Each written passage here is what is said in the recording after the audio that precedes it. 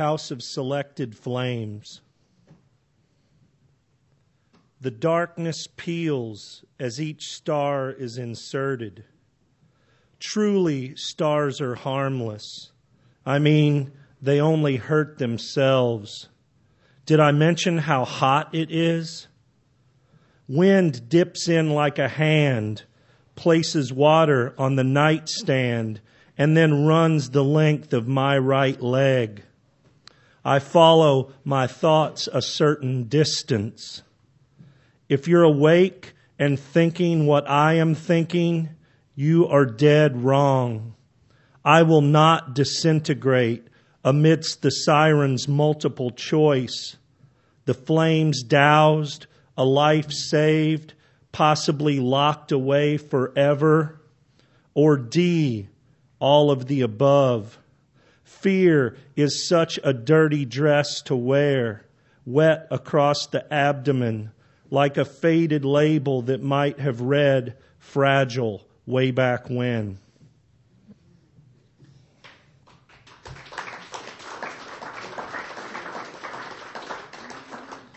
Thank you. Here's one said in the South End. We moved to Louisville from Moline, Illinois. Don't tell anybody. When I was 7 years old, that would be 1973, and the early 70s in Kentucky were it was a glorious era.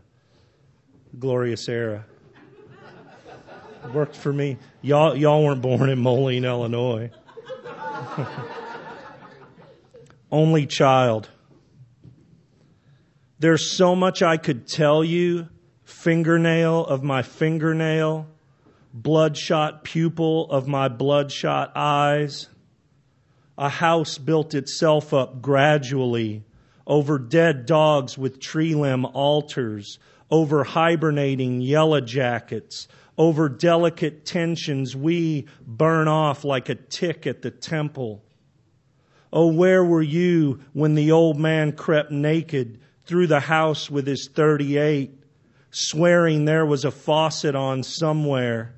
We'd been robbed, and the sorry son of a bitch had the gall to drink a glass of our water.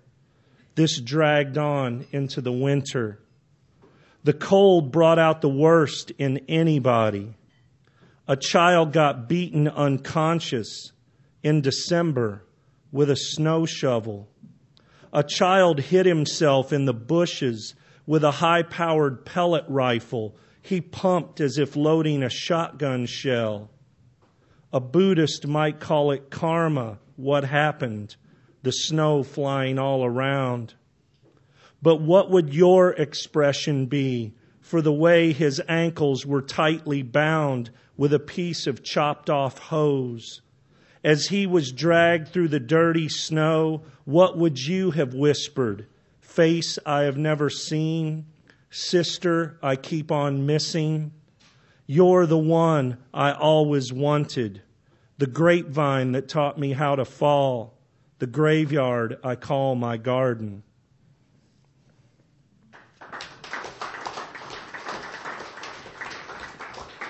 Thank you. This piece is a little bit longer, and Ken might reckon. How many of y'all have heard of Hot Rod Haven? Anybody else? All right, part of this takes place in Hot Rod Haven, which was a place where folks in the South End used to go party back in the kind of cusp of the 70s into the 80s. Reindeer games. The guy with the glass eye drives. The only one old enough, it will be him who's blamed if things go bad. Him they'll send to jail. They stick to back roads, eyes peeled for pigs. If you come after midnight, the story goes, to the graveyard at Hot Rod Haven, her right hand's ice to the touch, and the other will singe your fingers. What time is it? Chicken Man wants to know. Holding his wrist up to the moon, Tucker says, I've got good news, boys. It just so happens it's after midnight. It was always after midnight. Junior's laughing, His body hung from the shotgun side, obliterating mailboxes with a bat. Tucker wants to see this and turns, taking his eye off the road. The two sides of his face aren't the same, Junior thinks.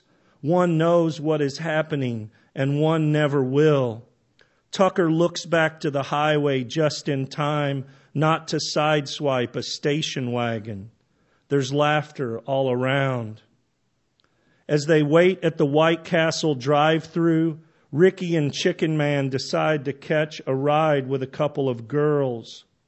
Junior can't go home. He tries to talk Tucker into riding out to the radio tower, pulls a pen from his jacket pocket, disassembles it. I've been saving this all night for you. He nudges the lighter with his knee. There's no other way to tell it. Tucker fell. The worst part by far was having to climb all the way back down. Junior had a lot to think about, one rung at a time. Some things made him sorry. Others made him sick. He wondered if falling wasn't half as scary for Tucker as anyone else. Then he started laughing, so hard he had to stop and hook both elbows around the ladder. From the dewy grass, he watched the tower jut into the dawn. He shut his eyes and blew out his breath. Before the darkness behind his lids could erase the blinking beacon, he remembered what Tucker told him. He was playing chicken with his cousin, and he lost a dart in the sun. Oh man, he whispered. Oh shit, oh God. Tucker resembled a car wreck. Not the victim, but the wreck itself. Something had happened to his lower half, but his arms were still intact, thrown wildly as if he died cheering, spelling out a letter. He lay face down, thank God. Fumbling blindly, Junior fished the keys from Tucker's pocket. Birds seemed to be everywhere. He wondered how long he'd been hearing them. Careful not to get caught on the barbed wire fence, Junior landed funny, hurt his foot. Then he kicked at the gravel, grimacing. He couldn't make up his mind to listen to the radio or not. Off and on, then off again, never hearing more than half a song, a horrible blast of static. His ankle throbbed like a bad idea. No one had bothered teaching Junior how to drive a stick. Every time he tried to stop, the damn thing just kept dying. It took forever getting hold of somebody.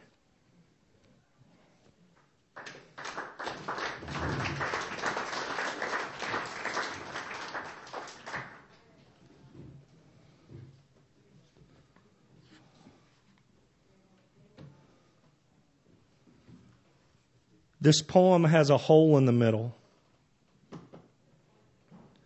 There are no metaphors for what was done to her.